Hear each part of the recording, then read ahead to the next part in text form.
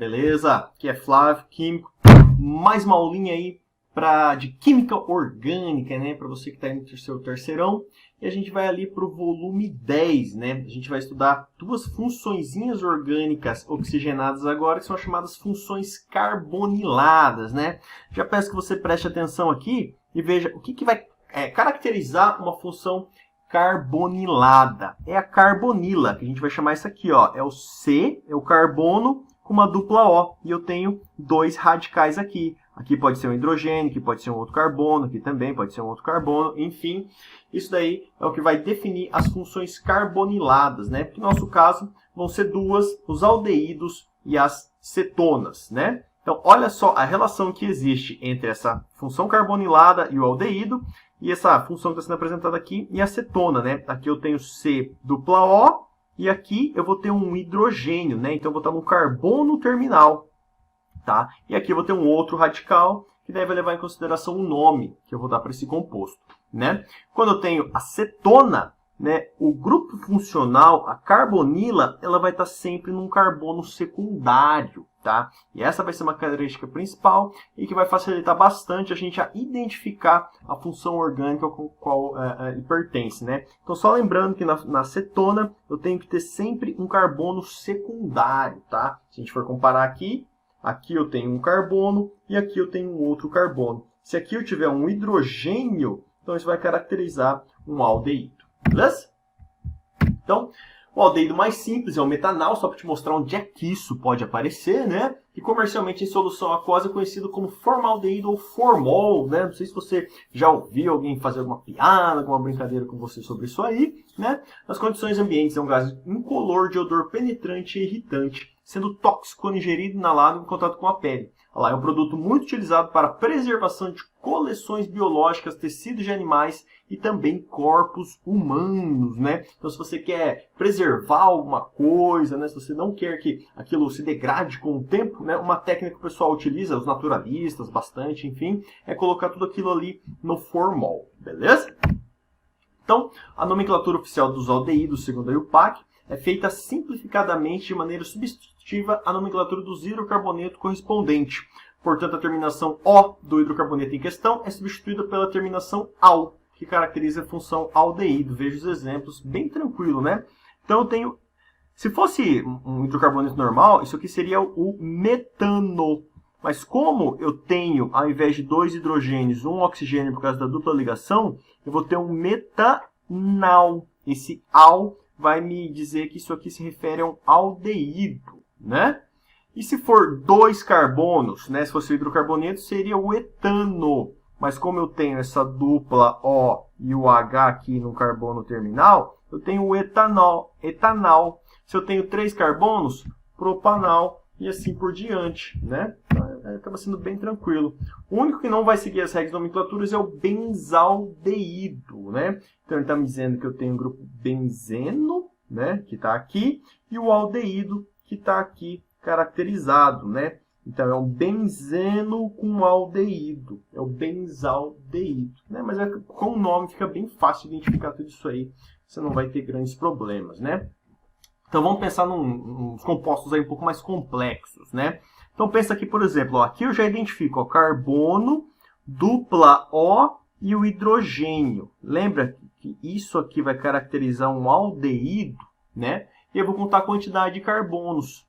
1, 2, 3, 4. Então eu sei que é o butanal. Mas eu tenho um radical colocado aqui, que é um radical metil no carbono 2, né? Então 2 metil, para indicar onde é que esse metil está colocado ali na minha cadeia. Butanal, but 4 carbonos, al, se referindo aí à função aldeído, né? Mesma coisa para esse composto de baixo, ó. 1, 2, 3, 4, 5, 6 carbonos, eu sei que é o hexanal. E agora você tem que identificar os radicais, né? Eu tenho um etil no carbono 4, um metil no carbono 3 e um metil no carbono 5, né? Então, 4 etil, 3, 5, o di indicando que tem 2 metil, hexanal, tá? O mais importante aqui é você conseguir identificar esses caras aí, né?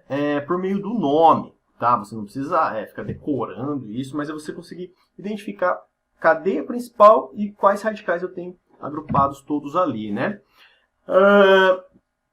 Os aldeídos, eles não fazem ligações de hidrogênio, né? Eles sofrem interações do tipo de polo, tá? Mas devido à presença do oxigênio aqui no aldeído e a interação desse oxigênio com o hidrogênio da água, eles fazem ligações de hidrogênio, o que confere aos aldeídos uma boa solubilidade em água, tá? Então, olha aqui, ó. Vamos olhar, por exemplo, ponto de ebulição, né? Então, aumento a minha massa molar, aumento o número de átomos na minha cadeia, a gente pode pensar assim. Claro que o meu ponto de ebulição também aumenta, né? Fica muito mais difícil deles ganharem energia suficiente para mudança de estado físico, ok? E vamos lá para uma atividade, né? Só para a gente praticar tudo que a gente viu até agora.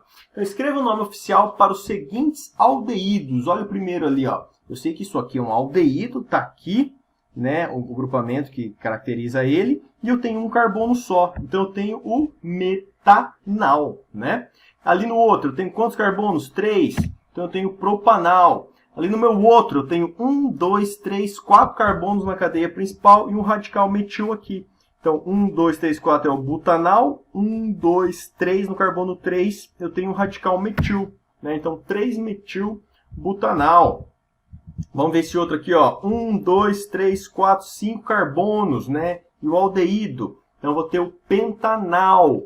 1, 2, 3, um radical etil. Etil porque eu tenho 2 carbonos, né? Então, 3-etilpentanal. E aqui, 1, 2, 3, 4, 5 carbonos, né? No carbono 2 eu tenho um metil, no carbono 3 eu tenho o metil de um lado e o etil de outro. Tudo isso deve ser indicado ali na minha nomenclatura oficial, né? Então, 3-etil, 2, 3-dimetilpentanal, né? Olha só que alegria. Só lembrando sempre que eu vou respeitar a ordem alfabética aqui. Então, é o E. Aqui, apesar de ter o D, ele se refere ao metil, né? Então, etil, depois metil, indicando sempre aí quantos existem, quantos radicais estão ligados à minha cadeia, né? Na outra questão, ele vai perguntar assim, o que possibilita a existência de ligações de hidrogênio entre moléculas de aldeído e de água se as interações entre suas moléculas são de polo? Então, o aldeído vai apresentar só ligações de polo. Eu não tenho um oxigênio diretamente ligado ao hidrogênio, que caracteriza uma ligação de hidrogênio, por exemplo, intramolecular no álcool, né? Mas no caso, a ligação de hidrogênio entre o aldeído e a água é possível devido à presença de um elemento de alta eletronegatividade, o oxigênio no aldeído, né? Então, aquele oxigênio que está presente ali no aldeído, ele vai interagir com o hidrogênio da molécula de água, né? Assim, um dos átomos de hidrogênio presentes na molécula de água pode se ligar com o átomo de oxigênio do aldeído, né? Para formar ligações intermoleculares, né? O etanol, uma das substâncias responsáveis pela sensação de mal-estar provocado pelo consumo excessivo de bebidas alcoólicas, é formado quando o organismo metaboliza o etanol presente nas bebidas. Então, ele está dizendo que do etanol, que tem o pessoal que ingere aí o goró, a partir do etanol é formado o etanal. Então, eu saio de um álcool e vou para um aldeído, né? Et, 2 carbonos. Lembrando que no carbono terminal eu vou ter uma dupla O e um hidrogênio. Isso vai caracterizar um aldeído, né? E aí fica bem tranquilo, né? Escreva forma estrutural e molecular, né? 2 carbonos, dupla O e aqui o hidrogênio, né? Fórmula molecular é só contar 2 carbonos, 3 hidrogênios aqui mais um 4 e o oxigênio. Depois ele pede assim, ó, explica a diferença entre os valores de temperatura e de ebulição do etanal e do etanol, se ambos apresentam o mesmo número de átomos de carbono, né? Lembrando que o etanol eu tenho OH, né? Devido à presença daquele grupamento OH, aquela hidroxila, entre as moléculas do etanol, eu vou ter ligações de hidrogênio, que não vai acontecer na molécula de etanol, né? Então, as moléculas de etanol, há ligações de hidrogênio, que são mais intensas que as ligações de polo existentes entre as moléculas de etanol, que é um aldeído. Beleza? E agora vamos lá para são cetona, né? A mais famosa, então, e mais conhecida é a propanona, conhecida como acetona. Você com certeza já viu isso aí, né? Aí em casa alguém deve utilizar. Ele é um líquido volátil, miscible com água e altamente inflamável, tá? Então vamos lá. Tá, ó, nomenclatura oficial das cetonas também pode ser feita de maneira substitutiva à nomenclatura dos hidrocarbonetos, né? Dessa forma, a terminação O do hidrocarboneto em questão é substituída pela terminação ONA, que caracteriza a função cetona. Veja os exemplos, né? Lembrando que na função cetona eu tenho um oxigênio ligado a um carbono secundário. Então, olha esse cara aqui, ó. Eu tenho uma dupla. Ó, aqui o carbono e eu estou ligado a outros 2 carbonos. Aqui, ó, eu estou ligado a outros 2 carbonos. Aqui, estou ligado a outros 2 carbonos. Aqui, eu estou ligado a outros 2 carbonos. Enfim, tem sempre um carbono com oxigênio, que é a chamada carbonila, ligado a 2 outros carbonos, o que caracteriza um carbono secundário. Beleza? Aí, entendeu isso aí? Identificou isso aí? É só dar um nome tranquilo. Pensa lá no hidrocarboneto. Identificou a cetona, substitui o O por ONA. Acaba ficando até mais tranquilo, né? Então, ó, 3 carbonos, prop, 3 propanona. 1, 2, 3, 4, 5, 6 carbonos, hexanona. E é claro que nesse caso eu tenho que identificar onde é que está a minha carbonila, onde é que está o meu oxigênio. Aqui está no meu carbono 2, por isso o 2 que se apresenta aqui. Se tivesse no 3, seria o 3 e assim por diante, né? Lembrando que a gente sempre vai começar a contagem do número de carbonos na extremidade onde está a minha função orgânica, né? Então, eu nunca vou começar daqui, de onde está mais longe, eu sempre começo de onde está mais perto, tá? Cadeias com ramificações ou com mais de uma carbonila devem ser numeradas iniciando pela extremidade mais próxima do grupo funcional, que é o que eu estou falando agora para vocês, né? Então, eu tenho aqui, ó, 1, 2, 3, 4, 5, 6 carbonos na minha cadeia principal. Identifiquei o meu grupamento carbonila aqui, então eu sei que vai ser a hexanona, né? Indicando que o grupo funcional está no carbono 2. E aqui no 1, 2, 3 eu tenho o radical metil, então eu indico 3-metil hexanona, né? E se eu tiver grupos funcionais um do lado do outro, né? Então eu vou ter que indicar isso aí também que está presente, né? Então começo a contar a partir da extremidade mais próxima do grupo funcional, tá? E indico onde é que estão essas duas cetonas, né? Pentano 2, 3, diona, tá? E cetona cíclica também, deve consideração o ciclo que contém a carbonila. 1, 2, 3, 4, ciclo butanona, né? Indicando o ciclo que é uma cadeia fechada, butanona, que tem 4 carbonos, e o ona, que tem finalmente uma cetona, né? Nomenclatura semissistemática é mais ou menos parecido com aquilo que a gente viu no éter, né? Então aqui eu tenho, ó, nomenclatura oficial seria propanona. Aqui eu tenho um metil, aqui eu tenho um metil. Então, dimetilcetona. Aqui eu tenho um etil e aqui eu tenho um metil. Etil-metilcetona. Né? 1, 2, 3. 3 carbonos. Então, aqui metilpropilcetona. Né? É importante você saber que existe, tá? Mas não precisa ficar preocupado em decorar isso aí, tá? Se você já entendeu mais ou menos a ideia, por exemplo, se eu tiver uma carbonila, né, uma carbonila ligada a 2 carbonos, já identifiquei com o grupamento cetona, então eu sei que vai terminar em ona. Você conta o número de carbonos da cadeia principal, você vê quais radicais estão ligados ali, e aí para você identificar isso, acaba ficando bem tranquilo. Você tem que ter alguns conceitos centrais, e depois é só ir mesclando esses conceitos, intercalando eles, que você consegue fazer as devidas interpretações que você precisa, tá? Você pegar vestibulares os mais famosos do país, provavelmente você tentar, se pegar Enem, enfim, essas avaliações externas, você não vai ter que ficar decorando, né? Você vai ter que aprender a identificar e depois localizar esse elemento lá no seu enunciado da questão. Vamos ali então para as atividades das páginas 23 e 24 para fixar um pouco melhor isso aí, né? Então aqui, ó, escreva o nome oficial para as seguintes cetonas. A gente tem uma representação um pouco diferente, né, do que a gente já viu, mas você já conhece tudo isso aqui.